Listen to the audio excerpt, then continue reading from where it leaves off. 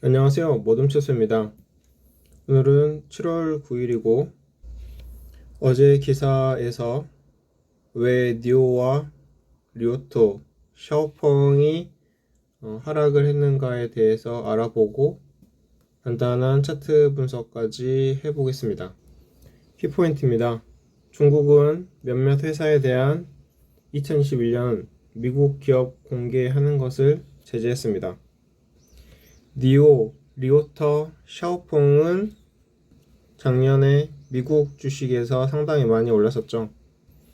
새로운 제재는 한동안 어려움을 일으킬 것 같지만 아직 확실한 것은 아닙니다.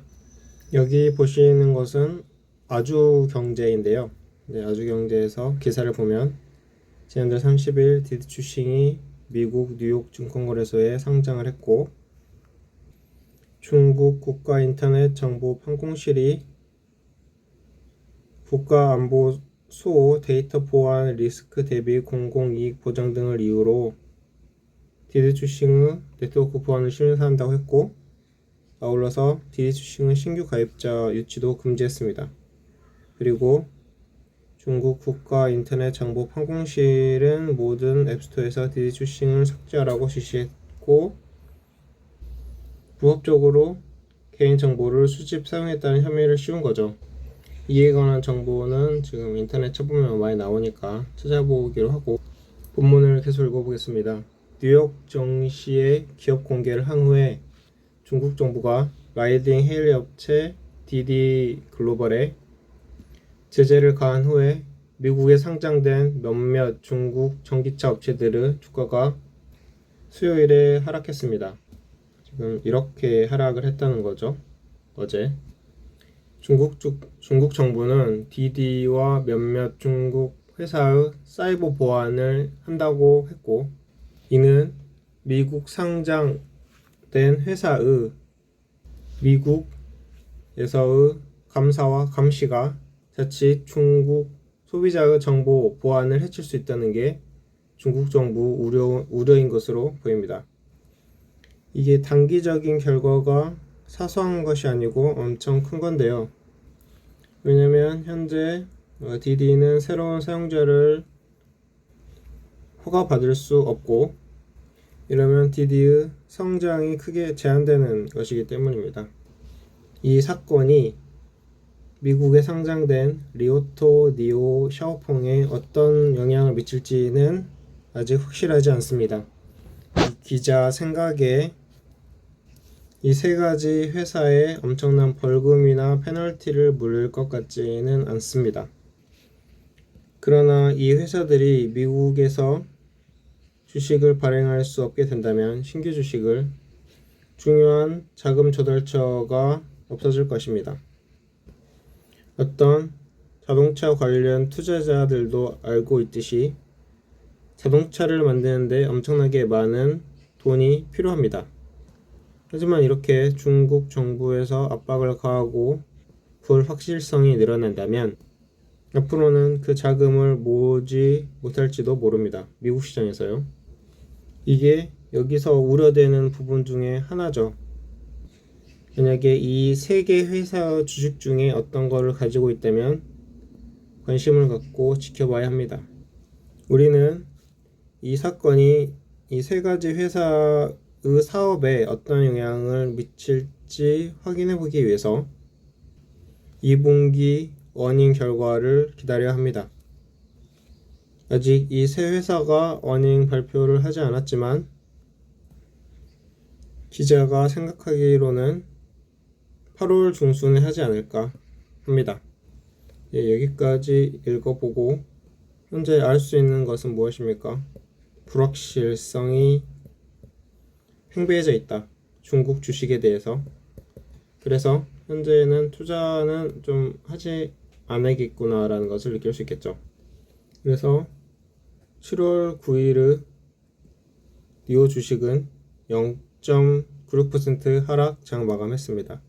장 초반에는 이렇게 5% 정도까지 하락했지만 그래도 회복을 했네요.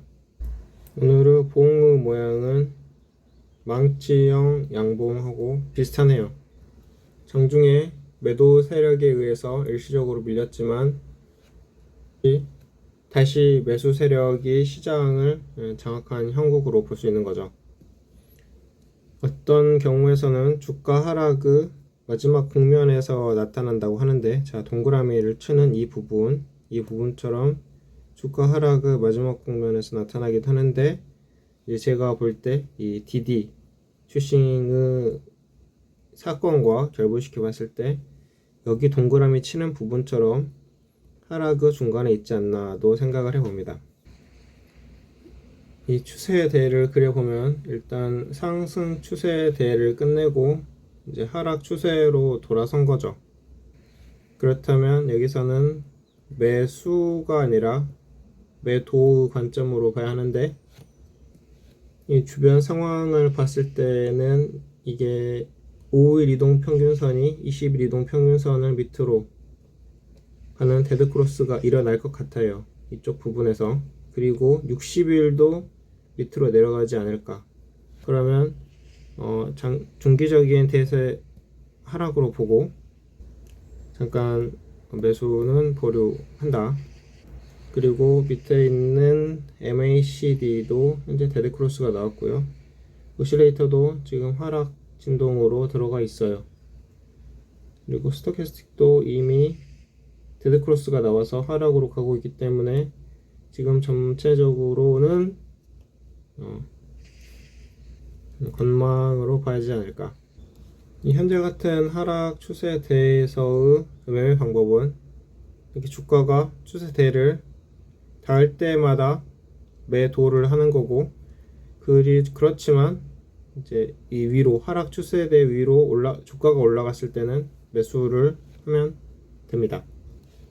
RSI를 보겠습니다. RSI는 70 이하일 때 매도 관점으로 보고 50 이하일 때도 매도로 봐야 되는데, 현재는 전부 다 매도의 관점을 보인 거죠. 그리고 CCI도 0선을 기준으로 해서 0선 밑으로 내려갔을 때는 매도 관점으로 봐야 되는데, 현재 0이 아니고 마이너스 86.8이네요. 그러니까 매수는 고사하고 매도나 신규 투자자라면 관망의 자세를 취하자. 그러니까 지금은 살 때가 아니라는 거죠. 볼린저 밴드를 봤을 때도 이 기준선 이하로 주가가 내려갔으므로 매도의 관점으로 봅니다. 네, 예전에 제가 엘리어트 파동 하나를 끝내고 나서 그 다음에 횡보 구간으로 가 있다가 또 다른 엘리어트 파동이 시작된 게 아닌가 라고 말씀을 드렸었는데, 만약에 그 엘리어트 파동의 1파가 현재 진행되고 그 다음에 하락파인 2파가 진행되고 있는 중이라면 2파에서의 피보나치 비율은 1파의 38.2%나 61.8% 되돌림. 그러니까 이 상승폭, 여기 저점과 고점의 상승폭 19.68을 38.2 하면은 7.41이고, 여기서 61.8 하면 12.16인데, 이것을 빼본다면 첫 번째로는 43.49달러가 나오고 두 번째로는 38.74가 나와요. 그러니까 지금 현재가 45.78이잖아요. 여기서 첫 번째로 예상할 수 있는 거는 43.49까지도 내려갈 수 있겠구나. 그런데 내일이 아니고 다음번 장에서 이 43.49를 더 내려가서 이제 본다면 여기 38.74까지 기다리면 되는 거겠죠. 앞서 말씀드린 것처럼 이렇게 이 출발점, 그러니까 1차 파동의 출발점 밑으로 2차 파동이 내려간다면 이것은 피보나치 엘리어트 파동 법칙에 들어가지 않으니까 이것은 엘리어트 파동이 이루어지지 않았다고 보고, 이 출발점 밑으로 가면은 손절 매도를 해야 됩니다. 더 큰 하락이 있을 수가 있거든요. 하지만 그게 아니고 이 정도에서 멈추고 또 올라간다고 하면은 이제 이 3차 파동을 기대해 볼 수 있는 거겠죠. 그러니까 이제 여기서의 결론은 뭡니까?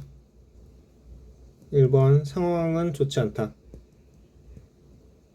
그래서 두 번째로 매수는 대기하고 이제 매도 관점으로 봐야 하는데 신규 매수를 하려고 하셨던 분들은 이 하락파가 어디까지 가는지 확인을 했다가 이제 상승할 때를 기다려서 매수를 해야 되는데 일단 상승하는 걸 기다리는 때는 이 하락 파동의 하락 추세대를 상승할 때 그리고 엘리어트 파동에서 2번 조정 파동을 마치고 3번 파동으로 들어갔을 때 3번은 충격 파동이죠. 3번 파동으로 들어갔을 때를 포착해서 이제 매수를 해보자. 그리고 이 출발점 밑으로 내려간다면 다 볼 거 없이 그냥 손절매다. 여기까지 알아보고 모둠채소의 방송은 이만 마치겠습니다. 이 영상은 매수 매도 추천이 아니고 단지 개인의 생각이 담긴 차트 분석 영상이었습니다. 투자에 참고만 해주시고요. 그럼 마치겠습니다. 감사합니다.